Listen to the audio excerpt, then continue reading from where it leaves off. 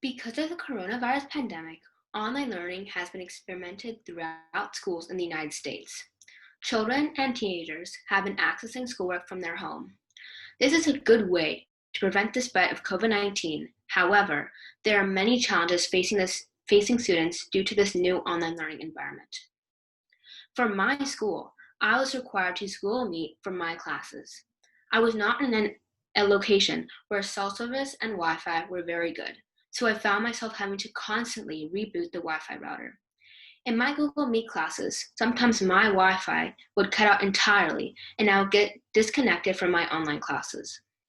I would frantically tell my dad, who also lost connection in his meeting for work, to fix the Wi-Fi as fast as possible, as I did not want to fall behind on my schoolwork.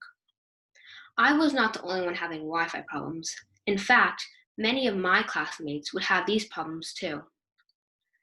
In every class, at least 2 people would not be able to join the meeting due to technical difficulties. One of my classmates fell behind because her laptop kept shutting down. This made me realize that if our laptops were not working properly, what about the millions of kids who do not have online access to school or internet connection? Unemployment rates skyrocketed due to the coronavirus pandemic, causing more than 36 million people to lose their jobs.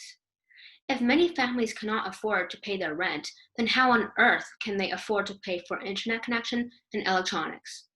Well, they can't. US News and USA Facts state that 9.4 million students don't have access to the internet and 11 million students don't have access to computers for online learning. These students can't access their schoolwork from home, meaning that they fall behind in class.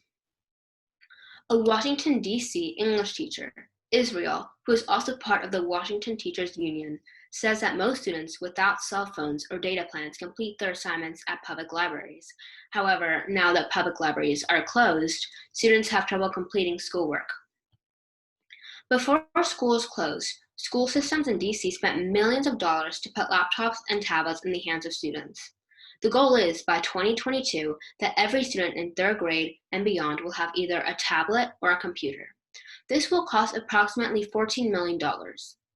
Louis D. February, the Washington, D.C. school's chancellor, states that some schools are spending extra money or using money that parents raised to supply technology. Prince George's County Public Schools provided their students with hard-copied instructional packets before campuses shut it down, fearing that not all children have laptops or internet at home. Other ways schools are connecting with their students is by using social media. Some teachers have been giving lessons live on Instagram. These methods used at DC schools are all great ways in which teachers can reach out to their students. Therefore, this format of learning should be shared with teachers in other districts, cities, and states, so that they are all aware that there are other ways where they can connect with students. I agree with all the strategies the DC education system are using as students are able to keep up with their schoolwork. I also recommend, first, that hotspots are set up so students will be able to work on devices with internet access. Secondly, I recommend that schools explore the ways they interact with their students.